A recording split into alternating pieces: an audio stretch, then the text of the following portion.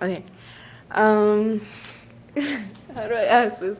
What made you want to be a teacher, Ms. Bolanik? A lot of it had to do with my grandmother. She loved education in school, and she watched my sister and I as we were growing up while my parents worked. She watched us before and after school and before we even started school, and she just loved learning, and she loved school, and she herself regretted not going to college. So she really instilled that in me. And then when I finally got to go to preschool and to kindergarten, I fell in love with it. Being with the teacher and my classmates and working and learning and discovering new things. And from kindergarten, I've always wanted to be a teacher. And you want to be an English teacher? No, I wanted to be an elementary school teacher. And I went to college to be an elementary school teacher. But when I got my credential and was going into the workforce, that's when budget cuts started. And elementary schools are the first hit, so they weren't really hiring. But I've always loved English, so I minored in English.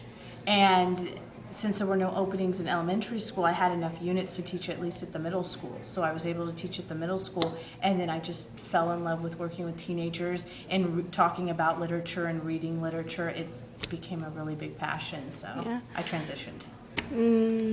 What other question? Do you feel like, did you feel confident? How do I ask it? It's hard. Do you feel like you reached your point to success as a teacher? Do Well, you feel successful? some days I do, and of course some days I don't. But I don't think I'm ever done learning and growing as a teacher. I think I will always need to learn. I will always need to grow. I will always need to adapt and change, especially with my students. And it's not just from year to year, but even day to day. Like I'll teach the same thing one period that I will in another period, but I'll have to change it to meet the needs of my students.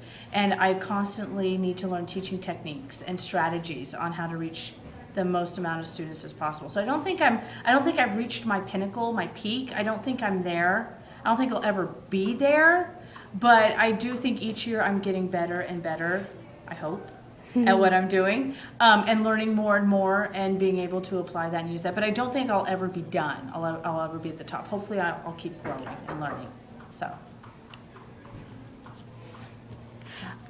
Did you ever have like any obstacles on the way? Did you feel like you weren't gonna get to be a teacher, like get to your success? Oh yeah, due to family situations, I had to start working when I was in high school, when I was 16 years old. I didn't have a choice. And I struggled with that my sophomore and junior year. Senior year, I finally started to get it, and I finally started to get things calmed down and started getting back focused on my education. And then through college, I had to support myself, just like I had to do my junior and senior year of high school. It was me pretty much supporting myself. And there were times when I didn't know if I was going to make it financially, and I didn't know if I was going to be able to juggle work and school and family and balance all that out. And it took me, traditionally, it should take you 5.5 years to get your associate's, your bachelor's, and your teaching credential. I had to do it in 8 because I had to go to school part-time, I had to work full-time, run a household, be on my own. So there were semesters where I really didn't think I was going to make it, but I just kept pushing through it. And I told myself if I quit now, I probably won't ever go back. And I just kept that in my head. And this was a goal that I wanted so much and so badly that I just found a way to do it and just push through it. So. And you made it. And I made it. Yes. So I think that'd be it. Okay. And thank you for your time. You're welcome.